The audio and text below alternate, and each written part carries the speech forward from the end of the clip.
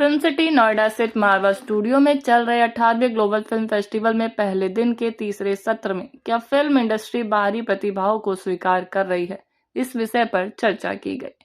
कार्यक्रम की शुरुआत दीप प्रज्वलन और गणेश वंदना के साथ हुई। वहां मौजूदा सभी अतिथियों का बुके भेंट कर स्वागत किया गया। इस अवसर पर doctor Sandeep Marwah, president ICMEI and chancellor AFT university of media and arts, Mahishini Colonne, high commissioner Sri Lanka Yahya Al Dughaishi, counsellor Oman Kim Myong Chol, first secretary DPR Korea, Darshan Jariwala, प्रसिद्ध अभिनेता, फैसल मलिक, फिल्म अभिनेता, Dipinder Singh, fashion designer, Srishti Kaur, fashion entrepreneur and पूर्व Miss Teen Universe, Nidhi Chaudhary, प्रसिद्ध social media influencer, Radha Bhatt, प्रसिद्ध अभिनेत्री, मानसी शर्मा, प्रसिद्ध model, के Kaushik, IT professional and business leader सहित अनेक गणमान्य लोग उपस्थित रहे। डॉक्टर संदीप मारवा ने कहा कि सिनेमा की असली ताकत उसकी विविधता में है। जब इंडस्ट्री नए और बाहरी कलाकारों को अवसर देती है, तभी रचनात्मकता का विस्तार होता है और सिनेमा समाज से सच्चा संवाद कर पाता है। कार्यक्रम के दौरान उपस्थित अतिथियों ने भी सिनेमा कला रचनात्मक स्वतंत्रता पर अपने विचार साझा किए। फिर से मारवा स्टूडियो में तांता लगा है और चारों तरफ देश भर और दुनिया भर से लोग यहाँ पहुँचे। हाल तो ये था कि स्टेज पर मुख्य अतिथि और अतिथियों को बिठाने की भी जगह नहीं बन रही है। मैं तो कहूँगा कि ऊपर वाले की बहुत मेहरबानी है कि फेस्टिवल की पकड़ इतनी ज़बरदस्त है और जिसकी जो चर्चा है वो देश भर और दुनिया भर में इतनी फैल चुकी है कि हर शख्स आज ग्लोबल फिल्म फेस्टिवल के साथ कहीं ना कहीं जुड़ना चाहता है। चाहे फिल्म की बात है, टेलीविज़न की बात है, सिनेमा की बात है, जर्नलिज्म की बात है, चाहे फैशन की बात है, चाहे डाटा साइंस की बात है या हॉस्पिटैलिटी या टूरिज्म की बात है। कोई भी क्षेत्र ऐसा नहीं है जिस क्षेत्र से यहाँ पर आज लोग न पहुँचे हों। और पिछली बार की तरह इस बार हम लोगों ने फिर से एक बार फूड फेस्टिवल इस पूरे फेस्टिवल का हिस्सा रखा और विभिन्न देशों के तकरीबन 17 देशों के आज खानों को परोसा गया और जिनको ओपन करने के लिए, इनॉर्गेट करने के लिए विभिन्न देशों से उनके ambassador, high commissioners, diplomat, cultural counsellors यहाँ पहुँचे। ये सब देखकर फिल्म, टेलीविज़न और मीडिया इंडस्ट्री के चर्चित और नामी गिरामी लोग भी थोड़े से दंग तो रह ही गए, क्योंकि एक साथ इतने सारे एम्बेसडर्स और हाई कमिश्नर्स को शायद कम लोगों ने मेलों में देखा होता है।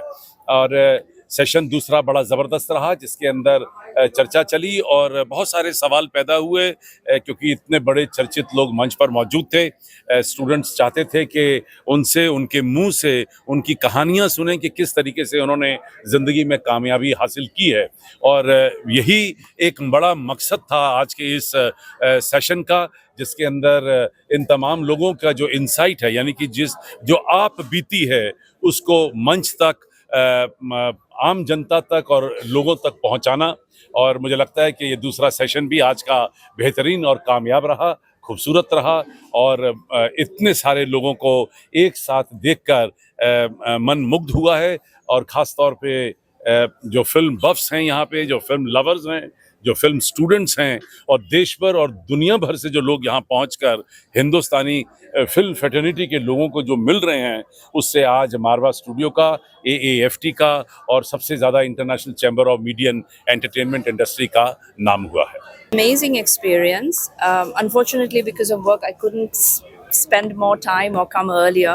But the little bit of time I spent here, I found it fascinating. This is my first time at this film festival, and to see how it unites people who have creative hearts in every conceivable field, whether it's music or whether it's art or whether it's cinema, fashion design, and like the entire spectrum is absolutely incredible. It's an amazing experience, and I really look forward to participating in this festival in the years to come.